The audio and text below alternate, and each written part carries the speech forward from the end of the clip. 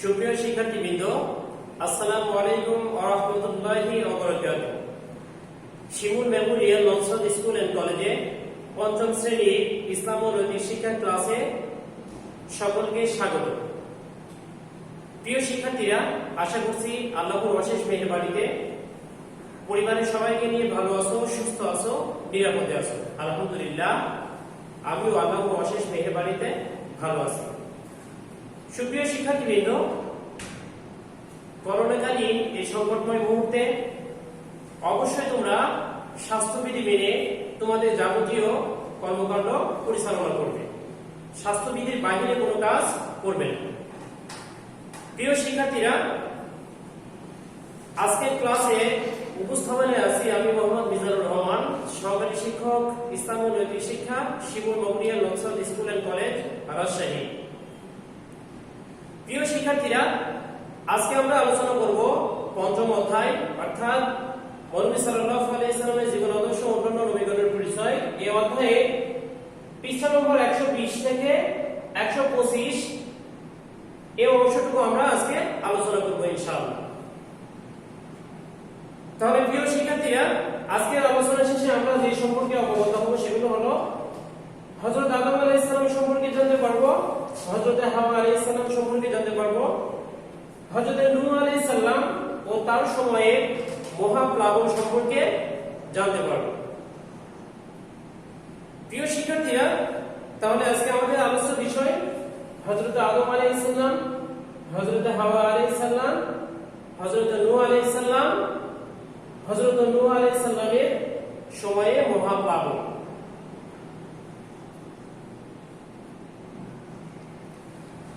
প্রিয় শিক্ষার্থীরা, আমরা সবাই জানি আল্লাহ তাআলা এই পৃথিবীতে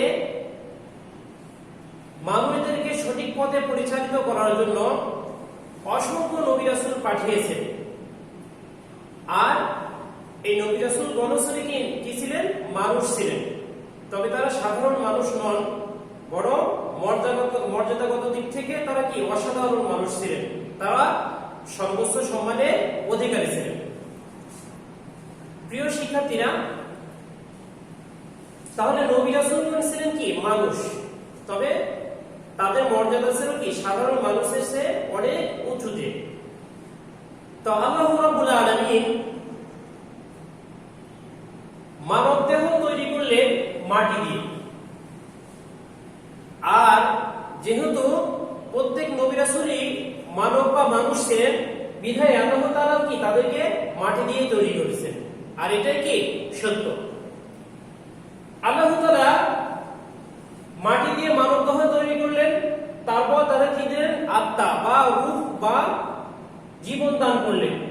তখন এই মানব দেহ প্রাণবন্ত হয়ে উঠল। মাটি দিয়ে সর্বপ্রথম মানুষ সৃষ্টি করে ফেরেশতাদের আদেশ দিয়ে বললেন যে আদম তোমাদের চেয়ে শ্রেষ্ঠ, তোমরা তাকে সম্মান জানাও, তার সম্মানে তাকে কি করো? সিজদা করো। আল্লাহ তাআলা তাহলে মাটি দিয়ে মানব দেহ তৈরি করলেন। মানবদেরকে তৈরি করার পূর্বে আল্লাহ তাআলার এক বিশেষ সৃষ্টি ছিল, তাদের নাম ছিল কি? ফেরেশতা। ফেরেশতারা আল্লাহ তাআলার এক বিশেষ সৃষ্টি, তারা আল্লাহর শুধু ইবাদতের মধ্যেই কি লিপ্ত থাকে। এই ফেরেশতাদেরকে আল্লাহ তাআলা বললেন যে আদম তোমাদের চেয়ে শ্রেষ্ঠ, অর্থাৎ মানুষকে আল্লাহ তাআলা ফেরেশতাদের থেকে কি শ্রেষ্ঠ হিসেবে ঘোষণা করলেন। আর তাদের থেকে যে শ্রেষ্ঠ তারা, এই সম্মান প্রমাণিত করার জন্য, স্বীকৃতি দেওয়ার জন্য তিনি ফেরেশতাদেরকে বললেন যে তোমরা তাকে সম্মান জানাও, তার সম্মানে তাকে সিজদা করো। আল্লাহ তাআলার নির্দেশ পালনার্থে ফাসাজাদু সবাই হযরত আদম আলাইহিস সালামকে সিজদা করলেন, ইল্লা ইবলিস। কিন্তু এই ফেরেশতাদের দলের মধ্যে একজন ছিল কি? জিন। তার নাম ছিল আজাজিল। এই আজাজিল হযরত আদম আলাইহিস সালামকে সিজদা করলেন না। তার যুক্তি হলো আদম আলাইহিস সালাম হলেন মাটির তৈরি, আর জিন আজাজিল হলো আগুনের তৈরি। তার নিকটে মাটি থেকে আগুনের মর্যাদা বেশি, বিধায় সে কি হযরত আদম আলাইহিস সালামকে সিজদা করবে না। আদম আলাইহিস সালামকে সিজদা না করার কারণে আযাজিল হয়ে গেল কি অভিশপ্ত শয়তান। আল্লাহ তাআলা তাকে অভিশপ্ত হিসেবে কি করলেন ঘোষণা করলেন। অথবা আল্লাহ তাআলা হযরত আদম আলাইহিস সালাম এবং হাওয়া আলাইহিস সালামকে হযরত আদম আলাইহিস সালামকে বেহেশতের মধ্যে থাকতে দিলেন। তাহলে আদম আলাইহিস সালামকে রূহ বা জীবন দান করার পর হযরত আদম আলাইহিস সালামকে কোথায় থাকতে দিলেন? বেহেশতের মধ্যে বা জান্নাতের মধ্যে। জান্নাতের মধ্যে হযরত আদম আলাইহিস সালাম একাকী বসবাস করতে থাকলেন। এতে করে হযরত আদম আলাইহিস সালামের একাকিত্ব বোধ অনুভূতি জাগ্রত হলো। তখন আল্লাহ তাআলা তার সঙ্গিনী হিসাবে হযরত হাওয়া আলাইহিস সালামকে সৃষ্টি করলেন এবং হযরত আদম এবং হাওয়া আলাইহিস সালামকে জান্নাতের মধ্যে বসবাস করতে দিলেন। আল্লাহ তাআলা তাদের নির্দেশনা দিয়েছিলেন যে তোমরা এই জান্নাতের মধ্যে থাকো, সুখ শান্তি উপভোগ করো, কিন্তু কখনো কি ওই গাছের নিকটবর্তী হবে না, ওই গাছের কি ফল ভক্ষণ করবে না। সেই নির্দেশনা মেনে তারা কি জান্নাতের মধ্যে বসবাস করতে থাকলো। কিন্তু ইবলিস আদম আলাইহিস সালামকে সিজদা না করার কারণে অভিশপ্ত শয়তান হিসেবে পরিণত হয়েছে। এই লক্ষ্যে প্রতিশোধ বা প্রতিহিংসার বশবর্তী হয়ে ইবলিস হযরত আদম এবং হাওয়া আলাইহিস সালামকে প্রলোভন দিতে থাকলো যে তারা যেন ওই গাছের নিকটবর্তী হয় এবং ফল ভক্ষণ করে। এক পর্যায়ে হযরত আদম এবং হাওয়া আলাইহিস সালাম ইবলিসের প্ররোচনায় উৎসাহিত হয়ে ওই নিষিদ্ধ গাছের ফল ভক্ষণ করলেন। এতে করে আল্লাহ তাআলা হযরত আদম এবং হাওয়া আলাইহিস সালামের উপরে অসন্তুষ্ট হলেন। ফলে হযরত আদম এবং হাওয়া আলাইহিস সালামকে জান্নাত থেকে পৃথিবীতে পাঠিয়ে দিলেন। হযরত আদম এবং হাওয়া আলাইহিস সালাম যখন পৃথিবীতে আসলেন, তারা নিজেদের ভুল বুঝতে পারলেন। আল্লাহ তাআলার নিকট দীর্ঘ সময় ধরে তারা আল্লাহ তাআলার নিকট ক্ষমা প্রার্থনা করতে থাকলেন। ক্ষমা প্রার্থনার ফলে এক পর্যায়ে আল্লাহ তাআলা তাদের ক্ষমা কি করেন? কবুল ও মঞ্জুর করেন, তাদেরকে মাফ করে দেন। মাফ করার পর হযরত আদম এবং হাওয়া আলাইহিস সালাম পৃথিবীতে আবার বসবাস শুরু করেন। তাদের থেকে সন্তান জন্ম শুরু হয়। আর তিনি তাদের সন্তানদেরকে এভাবে উপদেশ দিতে থাকেন যে হে আমার সন্তানেরা, তোমরা একমাত্র আল্লাহ তাআলার ইবাদত করবে, অন্য কারোর ইবাদত বন্দেগী করবে না। তিনি একমাত্র আমাদের ইলাহ, তিনি আমাদের একমাত্র সৃষ্টিকর্তা। এভাবে হযরত আদম আলাইহিস সালাম এবং হাওয়া আলাইহিস সালাম তার বংশধরদেরকে এভাবে উপদেশ দিতে থাকেন। হযরত আদম আলাইহিস সালাম এবং হাওয়া আলাইহিস সালাম ছিলেন এই পৃথিবীর প্রথম মানব এবং মানবী। আর হযরত আদম আলাইহিস সালাম ছিলেন পৃথিবীর প্রথম মানুষ এবং প্রথম নবী। খুবই গুরুত্বপূর্ণ একটি প্রশ্ন যে পৃথিবীর প্রথম মানুষ এবং প্রথম নবী কে? তিনি হলেন হযরত আদম আলাইহিস সালাম। প্রিয় শিক্ষার্থীরা, তাহলে হযরত আদম আলাইহিস সালামের এই জীবনী থেকে আমরা যে শিক্ষা লাভ করতে পারি সেটি হলো যে আল্লাহ তাআলা আমাদের জন্য অফুরন্ত নিয়ামত দান করেছেন, কিন্তু এই নিয়ামতগুলোর মধ্যে কিছু কিছু জিনিস আছে যেগুলো আমাদের জন্য নিষিদ্ধ, আর কিছু কিছু জিনিস আছে যেগুলো আমাদের জন্য বৈধ। আমরা অবশ্যই বৈধ জিনিসগুলোকে গ্রহণ করব, আর নিষিদ্ধ বিষয়গুলো, নিষিদ্ধ জিনিসগুলোকে আমরা পরিহার করব। এতে করে কি যেমন ভাবে আমরা আমাদের জীবনটি সুন্দরভাবে পরিচালিত করতে পারবো, তেমনি ভাবে মহান স্রষ্টার নিকটে আমরা কি ভালো বান্দা বা ইবাদতকারী বান্দা হিসেবে স্বীকৃতি লাভ করতে পারবো। প্রিয় শিক্ষার্থীরা, এ পর্যায়ে আমরা আলোচনা করব হযরত নূহ আলাইহিস সালাম সম্পর্কে। আমরা আদম আলাইহিস সালামের জীবনী থেকে জানতে পারলাম যে হযরত আদম এবং হাওয়া আলাইহিস সালামের মাধ্যমে পৃথিবীতে মানুষের অগ্রযাত্রা শুরু হলো, পৃথিবীতে অসংখ্য মানুষের কি বসবাস শুরু হলো। হযরত আদম আলাইহিস সালাম পৃথিবী থেকে যখন বিদায় নিলেন, দীর্ঘদিন পৃথিবী এভাবে পরিচালিত হতে থাকলো। দীর্ঘদিন পর আবার আল্লাহ তাআলা মানুষদেরকে সঠিক পথে পরিচালিত করার জন্য একজন নবীকে পাঠালেন, আর সেই নবীর নাম হযরত নূহ আলাইহিস সালাম। আর হযরত নূহ আলাইহিস সালামকে বলা হয় আদমের সানি, অর্থাৎ দ্বিতীয় আদম বলা হয়। যেহেতু হযরত আদম আলাইহিস সালামের পরে হযরত নূহ আলাইহিস সালাম পৃথিবীতে নবী হিসেবে এসেছিলেন, এজন্য তাকে কি আদমের সানিও বলা হয়। হযরত নূহ আলাইহিস সালাম পৃথিবীতে আসার পর আল্লাহর নির্দেশনা অনুসারে তিনি পৃথিবীতে প্রায় ৯৫০ বছর আল্লাহর দ্বীনের দাওয়াত দিতে থাকলেন। তিনি মানুষদেরকে বললেন যে হে মানব জাতি, তোমরা এক আল্লাহর ইবাদত করো, তোমরা মূর্তি পূজা করো না, তোমরা কোনো প্রকৃতির পূজা করো না, তোমরা শুধুমাত্র ইবাদত বন্দেগী করবে একমাত্র আল্লাহ তাআলা। এভাবে আল্লাহ তাআলার দ্বীনের দাওয়াত দিতে থাকলেন। কিন্তু এই ৯৫০ বছরে মাত্র ৮০ জন নারী পুরুষ আল্লাহ তাআলার প্রতি ঈমান আনলেন, আর বাকি সবাই কি কাফের বা মুশরিক বা মুনাফিক হিসেবে কি রয়ে গেল। আল্লাহ তাআলার দ্বীনের দাওয়াত দিতে দিতে তিনি যখন দেখলেন যে কাফের মুশরিকরা সদা সম্প্রদায় তাকে অত্যাচার, নির্যাতন এবং লাঞ্ছনা বঞ্চনার শিকার করছে, তখন তিনি অতিষ্ঠ হয়ে আল্লাহ তাআলার নিকটে কি করলেন? প্রার্থনা করলেন যে হে আল্লাহ, এই জাতি কোন রকম ভাবে কি তোমার প্রতি ঈমান আনছে না, বরং আমাকে বিভিন্ন ভাবে কি লাঞ্ছনা বা অত্যাচারে নিমজ্জিত করছে। আপনি আমাকে এই জাতির অত্যাচার থেকে কি করুন? রক্ষা করুন।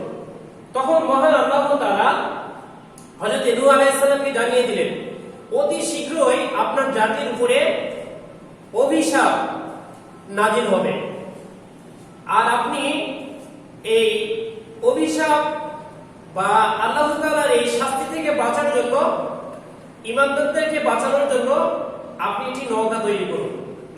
হযরত নূহ আলাইহিস সালাম আল্লাহ তাআলার নির্দেশনা অনুসারে তার উম্মতদেরকে, সেই জাতিকে সতর্ক করলেন যে তোমরা আল্লাহ তাআলার প্রতি ঈমান আনো, তা না হলে আল্লাহ তাআলার পক্ষ থেকে তোমাদের উপরে কি গজব বা শাস্তি নাজিল হবে। যখন হযরত নূহ আলাইহিস সালাম মরুভূমিতে বিশাল একটি নৌকা তৈরি করতে লাগলেন, তখন কাফের মুশরিকরা আরো বেশি ঠাট্টা তামাশা করতে শুরু করলো যে মুসা এই মরুভূমিতে কি করবে? নৌকা চালাবে, যেখানে পানির কোনো কি অস্তিত্ব নেই। অতঃপর আল্লাহ তাআলার ঘোষণা অনুযায়ী হযরত নূহ আলাইহিস সালাম মহাপ্লাবনে পূর্বাভাস পাওয়ার সঙ্গে সঙ্গে ঈমানদারদেরকে নিয়ে এবং প্রত্যেক প্রাণীর এক একটি করে জোড়া নিয়ে তিনি নৌকায় ওঠার জন্য কি প্রস্তুতি গ্রহণ করলেন। ইতিমধ্যে কি পানি ফুঁড়ে, মাটি ফুঁড়ে পানি বের হতে শুরু হলো, আকাশ থেকে বৃষ্টি বর্ষণ হতে শুরু করলো। আর হযরত নূহ আলাইহিস সালাম এবং ঈমানদার এবং জোড়ায় জোড়ায় যে সমস্ত প্রাণী নেওয়ার প্রয়োজন ছিল সেগুলো নিয়ে হযরত নূহ আলাইহিস সালাম নৌকায় উঠে বসলেন। প্রচন্ড পরিমাণে আকাশ থেকে বৃষ্টি হচ্ছিল, আর মাটি ফুঁড়ে পানিও কি বের হচ্ছিল। দীর্ঘ ৪০ দিন যাবত এভাবে কি পানি তথা মহাপ্লাবনের অবস্থা কি চলতেই থাকলো। হযরত নূহ আলাইহিস সালাম এবং ঈমানদার ব্যক্তিরা নৌকায় অবস্থান করতে থাকলেন। থাকার পর হযরত নূহ আলাইহিস সালাম নৌকায় ওঠার সঙ্গে সঙ্গে আল্লাহ তাআলার নিকটে আশ্রয় প্রার্থনা করলেন, অর্থাৎ নৌকায় ওঠার সময় একটি দোয়া পাঠ করতে, সেটি হলো বিসমিল্লাহি মাজরিহা ওয়া মুরসাহা ইন্না রাব্বি লাগফুরুর রহিম। এই দোয়াটি পড়ে কি হযরত নূহ আলাইহিস সালাম এবং ঈমানদাররা সেই মহাপ্লাবনের মধ্যে কি নৌকায় অবস্থান করতে শুরু করলো। কাফের মুশরিকরা হযরত নূহ আলাইহিস সালামের কথাকে অমান্য করে বলেছিল যে বৃষ্টি হচ্ছে, পানি উঠছে, এটি তো আর পাহাড়কে ডোবাতে পারবে না, আমরা পাহাড়ের উপরে উঠে কি এই মহাপ্লাবন থেকে বা এই বৃষ্টির হাত থেকে রেহাই পেয়ে যাবে। এমনকি হযরত নূহ আলাইহিস সালামের একজন সন্তান, তার নাম হলো কেনান, সেই কেনানও কি হযরত নূহ আলাইহিস সালামের নৌকায় উঠেছিল না, পাহাড়ের উপর অবস্থান করেছিল। আল্লাহ তাআলা এই মহাপ্লাবনের ফলে সমস্ত পাহাড় ডুবে গেল, প্রচন্ড পানি বর্ষিত হতে থাকলো। এতে করে সমস্ত কাফের মুশরিকরা পানিতে ডুবে কি করলো? মৃত্যুবরণ করলো। আর হযরত নূহ আলাইহিস সালামের নৌকা এভাবে ভাসতে থাকলো। আল্লাহ তাআলার নিকটে যখন তিনি প্রার্থনা করলেন, তখন বৃষ্টি বর্ষণ বন্ধ হয়ে গেল, মাটি ফুঁড়ে পানি বের হওয়া কি বন্ধ হয়ে গেল। আর হযরত নূহ আলাইহিস সালামের নৌকা এসে জুদি নামক একটি পাহাড়ের পাশে এসে কি থেমে গেল। প্রিয় শিক্ষার্থীরা, তোমরা লক্ষ্য করো হযরত নূহ আলাইহিস সালামের যে নৌকা, এই নৌকাটি এই পাহাড়ের পাদদেশে, এই জুদি পাহাড়ের পাদদেশে এই জায়গায় এই স্থানে এসে থেমেছিল এবং এখানে কি সেই নৌকাটি অবস্থান করেছিল। বিধায় দেখো এখন পর্যন্ত এই স্থানে নৌকাটির দাগ বা চিহ্ন কি রয়ে গেছে। বিশাল আকারের কি একটি নৌকা হযরত নূহ আলাইহিস সালামের ছিল। তো এই মহাপ্লাবন শেষ হওয়ার পর হযরত নূহ আলাইহিস সালাম আবার ঈমানদারদের নিয়ে প্রত্যেক প্রাণীর জোড়ায় জোড়ায় যে তিনি নিয়েছিলেন সেগুলোকে নিয়ে আবার পুনরায় পৃথিবীতে বসবাস শুরু করলেন। আল্লাহ তাআলার ইবাদত বন্দেগী শুরু করলেন, আবার মানুষদেরকে ঈমানের দাওয়াত দিতে শুরু করলেন। প্রিয় শিক্ষার্থীরা, তোমরা এই ঘটনা থেকে যে শিক্ষা লাভ করবে সেটি হলো যে দেখো যে হযরত নূহ আলাইহিস সালামকে দ্বীনের দাওয়াত দেওয়ার জন্য ঠাট্টা উপহাস বা তিরস্কারের শিকার হতে হয়েছে, অত্যাচারের শিকার হতে হয়েছে, কিন্তু তারপরও হযরত নূহ আলাইহিস সালাম আল্লাহ তাআলার ঈমানের দাওয়াত দিতে বিন্দুমাত্র পিছু পা হননি, বরং তিনি সত্য ও ন্যায় প্রচারে আপোষহীন ছিলেন। এজন্য আমরা অত্যাচার, নির্যাতন বা অপমান, তিরস্কারের ভয়ে কোনো সময় কি আমরা সত্যকে মিথ্যা হিসাবে কি আমরা মেনে নেব না, আর মিথ্যাকে সত্য হিসাবে আমরা অবশ্যই কি স্বীকৃতি দেব না। অবশ্যই কি আমরা সত্যের পক্ষে থাকবো, সত্যবাদী হব, সততার সাথে থাকবো। প্রিয় শিক্ষার্থীরা, তাহলে আজকের আলোচনা আমাদের এখানে শেষ করছি। এ পর্যায়ে মূল্যায়নের পালা। ক নম্বর প্রশ্নে তোমাদের জন্য রাখা হয়েছে যে আদমের সানি কাকে বলা হয়। আদমের সানি হলেন হযরতে নূহ আলাইহিস সালাম। 2 নম্বরে লেখা আছে দেখো আমাদের আদি পিতা ও আদি মাতার নাম কি। আমাদের আদি পিতা হযরত আদম আলাইহিস সালাম এবং আদি মাতা হযরতে হাওয়া আলাইহিস সালাম। হযরত নূহ আলাইহিস সালামের সময় কি আযাব এসেছিল। হযরত নূহ আলাইহিস সালামের সময় মহাপ্লাবনের আযাব এসেছিল। সর্বশেষ হযরত নূহ আলাইহিস সালামের নৌকা কোথায় এসে থামলো। হযরত নূহ আলাইহিস সালামের নৌকা জুদি পাহাড়ে এসে থামলো। প্রিয় শিক্ষার্থীরা, আজকের এই আলোচনার উপর আগামী দিনকে তোমাদের টপিক নাম্বার 2 হবে। তোমাদের জন্য বড় প্রশ্ন থাকবে অনুশীলনী 11, 12 এবং আজকের আলোচনার ভেতর থেকে। ছোট প্রশ্ন থাকবে 11, 12 ও আলোচনার ভেতর থেকে। প্রিয় শিক্ষার্থীরা, আশা করছি খুব সুন্দর করে তোমরা ক্লাসটি উপভোগ করেছো। বাসায় আবার চর্চা করবে এবং সুন্দর করে কি আগামী দিন টপ লিস্টটি কমপ্লিট করবে। প্রিয় শিক্ষার্থীরা, আশা করছি আল্লাহর অশেষ মেহেরবানিতে পরিবারের সবাইকে নিয়ে ভালো থাকবে, সুস্থ থাকবে, নিরাপদে থাকবে এবং স্বাস্থ্যবিধি মেনে চলবে। ওয়াখির দাওয়ানা আলহামদুলিল্লাহি রাব্বিল আলামিন। আসসালামু আলাইকুম ওয়া রাহমাতুল্লাহি ওয়া বারাকাতুহু।